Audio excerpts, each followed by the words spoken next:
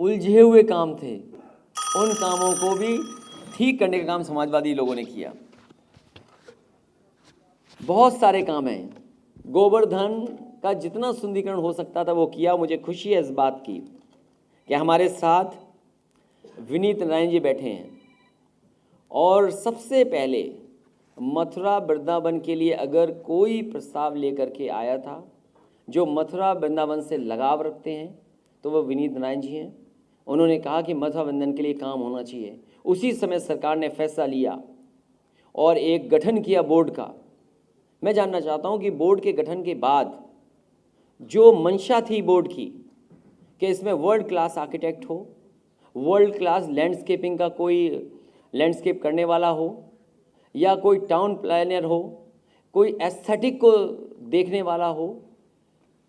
मैं समझता हूँ हेरिटेज, यहाँ की हिस्ट्री, यहाँ का रिलीजियस कनेक्शन, चाहे वो बौद्ध धर्म से हो, जैन धर्म से हो, चाहे हिंदू धर्म से हो, इन सब के बारे में कोई अगर जानकारी रखता हो, अगर ऐसा एक्सपर्ट आया हो तो बता दें। मथुरा वृंदावन में कोई बड़ा काम किया हो तो बता दें।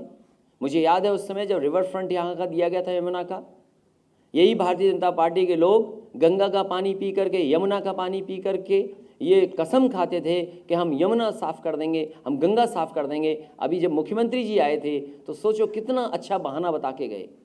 बोले कि उत्तर प्रदेश में जो यमुना गंदी है वो दिल्ली की वजह से गंदी है।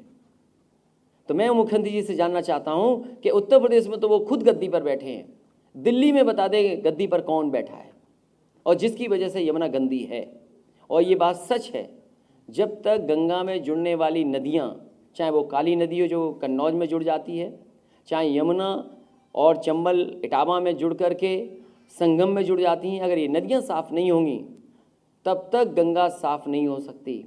और ये यमुना को लेकर के न जाने कितना आंदोलन हुआ। मुझे वो समय याद है कि जिस समय हमारी पार्टी के सदस्य हमारे बगल में बैठे, इन्होंने सुझाव दिया था कि अगर गंगा का पानी जोड़ दिया जाए यमुना में, और बहुत साधारण तरीके से जोड़ा जा सकता है, वो काम शुरू हो गया था और शुरू हो जाता सरकार में, बैराज भी बन जाता।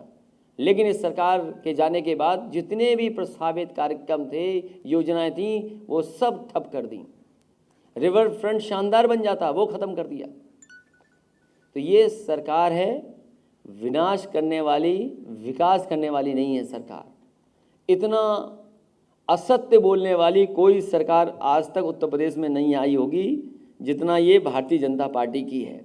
इनका एक ही काम है, नाम बदलो, रंग बदलो। हम तो कहेंगे कि लखनऊ में जिस नाम से जाओगे ज़रूरी नहीं कि उसी नाम से लखनऊ से वापस आ जाओ आप। ये जो ठोको नीति चल रही है, ये ठोको नीति का असर देखिए कि पहले तो बिजली का मीटर ठोक दिया, और मीटर जब ठोक गया तो उसके बाद बिल ठोक दिया, और कितना बिल ठोका है वो आपसे बेहतर कोई नहीं जानता होगा। और जितनी महंगाई की मार है, अब जनता ने मन बना लिया है कि इस चुनाव में भाजपा को करेंगे बाहर। ये डीजल पेट्रोल जो महंगा हो रहा है, मैं जानना चाहता हूँ भारतीय जनता पार्टी से कि डीजल पेट्रोल के महंगाई के बाद ये आखिरकार मुनाफा किसके लिए जा रहा है? ये जो मुनाफा हो रहा है कंपनियों को, ये मुनाफा किस लिए इस्तेमाल हो रहा है और किसके लिए इस्तेमाल हो रहा है? बैंकें डूब नहीं रही हैं। अगर किसी देश की बैंक डूबने लगे तो समझ लीजिए क्या हालत होगी। डीजल पेट्रोल अगर यही सरकार चलती रही तो 100 से ऊपर हो जाएगी। हमारा उज्ज्वला सिलेंडर 1000 से के लगभग पहुंच गया और ऊपर चला गया, कुछ जिसका वज़न ज़्यादा होता है। तो अब मध्यम वर्ग ये सोच रहा है कि हम बचाएं क्या और खाएं क्या।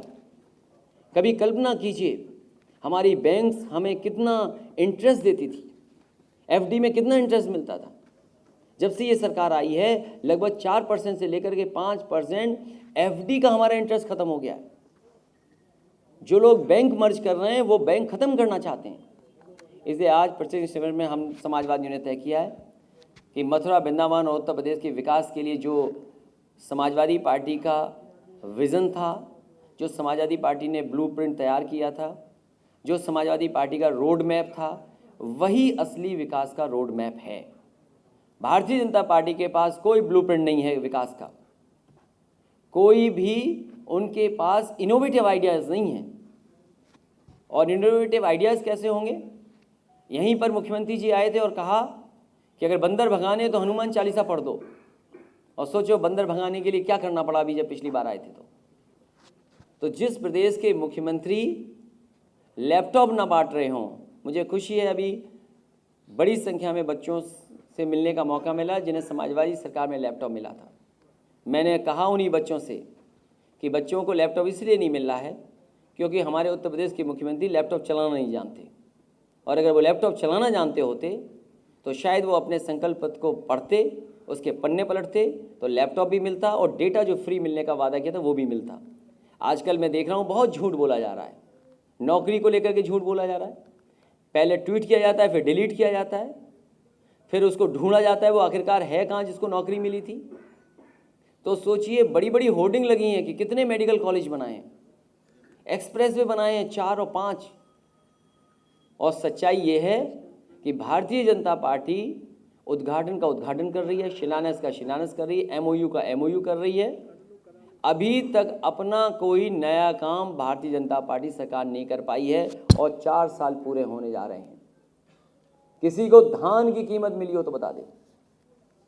इसलिए जनता ने मन बनाया है कि इस बार भारतीय जनता पार्टी की सरकार उत्तर प्रदेश से जाने वाली है और प्रत्यक्ष शिविर के माध्यम से